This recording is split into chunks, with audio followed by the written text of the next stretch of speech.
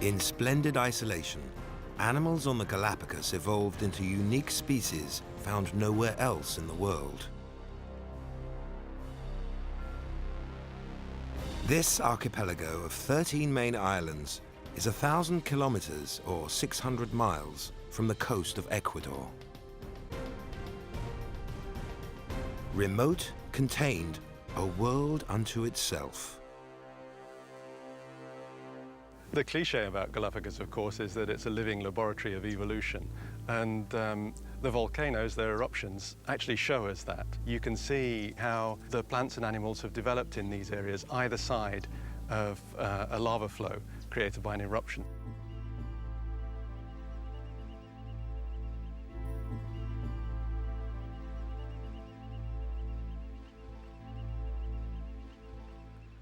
But an alien species has invaded this tropical haven.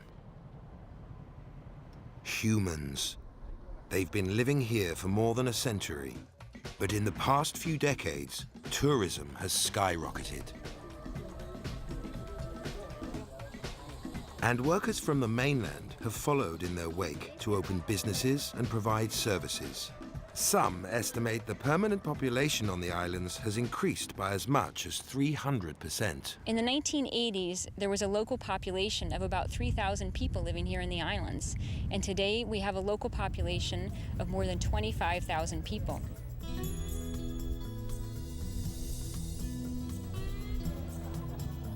Tourism brings much needed revenue, but all these people generate pollution through vehicle emissions and energy consumption. And like almost all humans, they create rubbish. Conservationists worry the newcomers are having an adverse impact on the old-timers.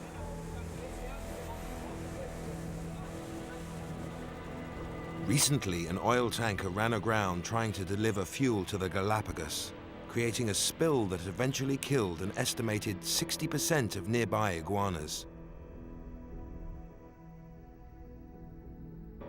Researchers now say even a small amount of pollution can harm the island's legendary species. Fortunately, the oil spill turned out to be a wake-up call. Now, with a series of ambitious projects, conservationists and corporations are working together with the Ecuadorian government to minimize human impact. The goal is to end the use of fossil fuels on the Galapagos in the next decade and to use only renewable, non-polluting energy. In terms of conservation, as well as appearance, the islands would be green. An example, this modern oil depot replaces a rusty relic that was about to fall into the sea.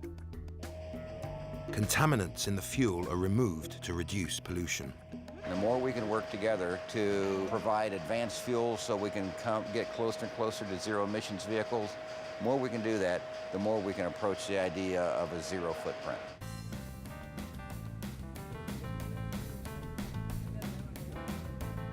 An ultra-modern petrol station has barriers to contain leaks. There's an ambitious plan to convert boat engines to cleaner and more efficient models, and to replace cars on the islands with low-emissions vehicles.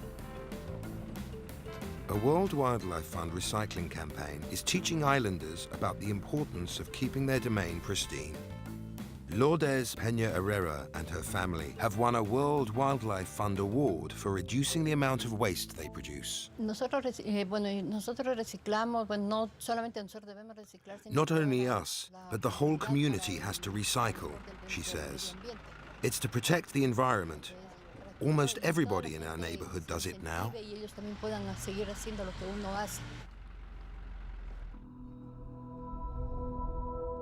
Conservationists say humans will continue to have an impact on the Galapagos, but that combined efforts may help keep destruction in check. It's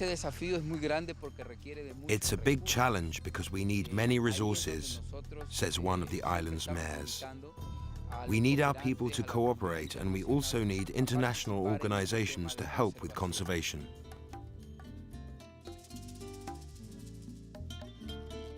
Naturalist Charles Darwin once called the islands a little world within itself. Now the rest of the world has arrived. They can be the ruin of the Galapagos, or perhaps with a united effort, they could be its salvation.